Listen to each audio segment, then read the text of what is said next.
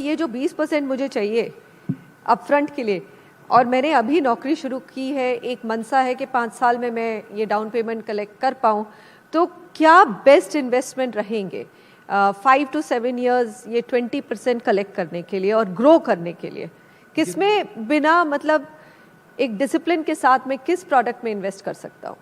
देखिए, आपके 5 से 7 साल का अगर आपका निवेश का समय है और आपकी एज भी है, मैं मान के चल रहा हूँ कि 25 से 30 साल का बैंड है, और आप रिस्क ले सकते हैं बिकॉज वो एज भी है, वो टेन्योर भी है, पीरियड भी है आपके पास, और डिसिप्लिन है, एक सैलरी आ रही है, तो you should start doing SIPs।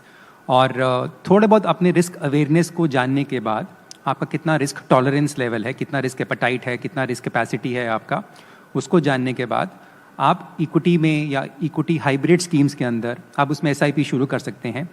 पर ध्यान रखिएगा, अगर आपने SIP शुरू करी है लेट्स से 7 साल के लिए, अगर हम एग्जाम्पल के तौर पर बात करें, SIP systematic investment plans in mutual funds, और इक्विटी मतलब वो म्यूचुअल फंड सिर्फ स्टॉक्स में पैसा डालता है और हाइब्रिड म्यूचुअल फंड में इक्विटी और डेट दोनों में डालता है।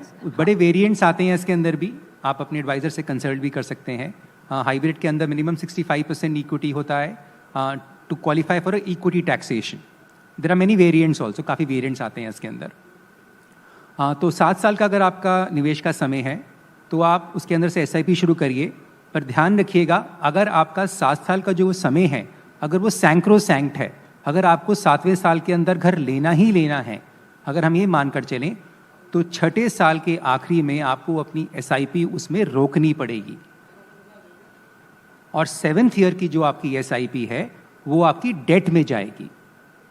मतलब नहीं तो आप FD में डाल दीजिए, अभी डेट में कोई मतलब कि मैं वही कहने लगा था कि आप उसको FD में रिकरेंट डिपॉजिट कर दीजिए या कोई सेफ इंस्ट्रूमेंट में डालिए। कहने का मतलब ये है सेफ इंस्ट्रूमेंट में डालिए, और धीरे धीरे जो आपका इक्विटी का जो कॉर्पस है उसको निकालना शुरू कर दीजिए जब आपको लगे कि हाँ मेरी प्रॉपर्टी की डील अब फाइनल होने वाली है।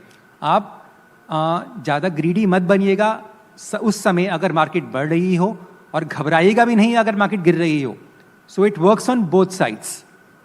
पर्सनल सेंटिमेंट्स बीच में नहीं आने चाहिए, क्योंकि ये माना जाता है कि अगर आप 5 से 7 साल इक्विटी में निवेश कर रहे हैं तो probability of losing money is very low. ये तो मैं भी मानती हूँ, 5 से 7 साल में तो इक्विटीज काफी लो है। एक्चुअली जो सर्वे है वो तो ये बोलता है कि probability of losing money in equity markets is actually 0 if you hold for 8 years। तो पर हम यहाँ 7 साल की बात यानी कि आप नौकरी शुरू करें, आप सब बैठे हैं, सबसे पहले SIPs में डालने लगे, क्योंकि आपको कभी ना कभी तो घर अपना खरीदना है, दैट इज मोस्ट इम्पॉर्टेंट। और वो जो एक छोटा सा अमाउंट है वो डिसिप्लिन ले आए और इन्वेस्टमेंट करना शुरू कर दें।